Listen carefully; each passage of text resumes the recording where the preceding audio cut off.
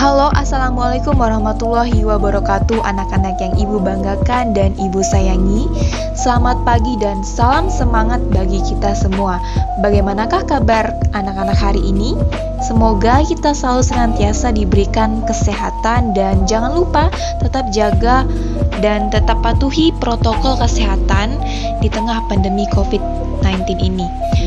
Nah, berjumpa lagi dengan Ibu Suci Luciana pada mata pelajaran Bahasa Indonesia untuk kelas 8-10 semester ganjil. Pada pertemuan kita kali ini, kita akan membahas dan mempelajari mengenai menyusun dan menyunting teks berita. Sebelum kita masuk ke materi menyusun dan menyunting teks berita, nah, tadi di WhatsApp grup telah Ibu bagikan dua teks berita, yang satunya kurang tepat dan yang satunya lagi tidak tepat. Nah, ternyata dapat kita temukan beberapa perbedaan di antaranya. Perbedaan teks berita 1 dan teks berita 2 yang pertama, teks berita 1 judul tidak efektif dan teks berita 2 judulnya efektif. Kita perhatikan pada teks berita 1, judul yang dimuat pada teks tersebut terlalu panjang, tidak menarik, dan juga tidak efektif. Sedangkan kita tahu bahwa dalam menulis sebuah judul berita itu harus singkat, efektif, jelas, dan juga dapat menarik perhatian pembaca atau penonton. Perbedaan yang kedua, yaitu pada teks berita pertama terdapat kesalahan penulisan nama tempat, yakni pada Cilandak Utara dan Jakarta Selatan.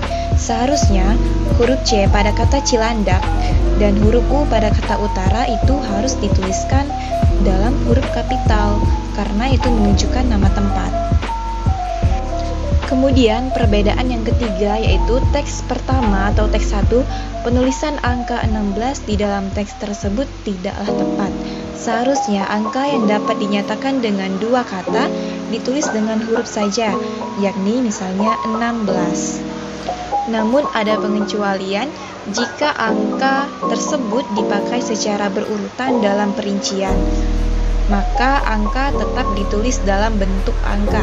Misalnya pada kalimat berikut, di antara 72 anggota yang hadir, 52 orang setuju, 15 orang tidak setuju, dan 5 orang abstain.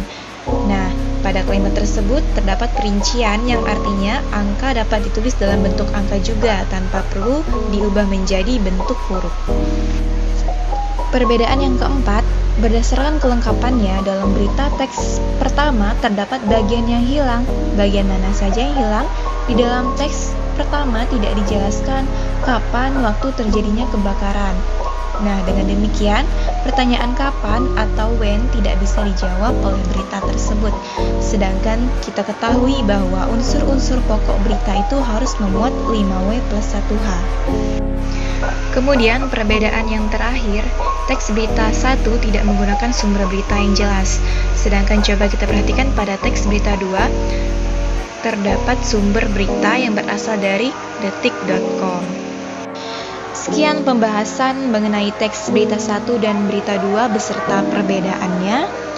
Dapat kita simpulkan bahwa dalam menulis berita tersebut kita harus memperhatikan kelengkapan unsur dan isi berita yang akan kita sampaikan.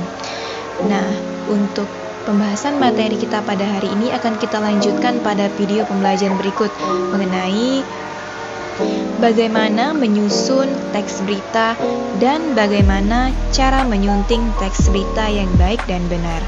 Yuk, simak lagi ya video pembelajarannya. Tetap semangat!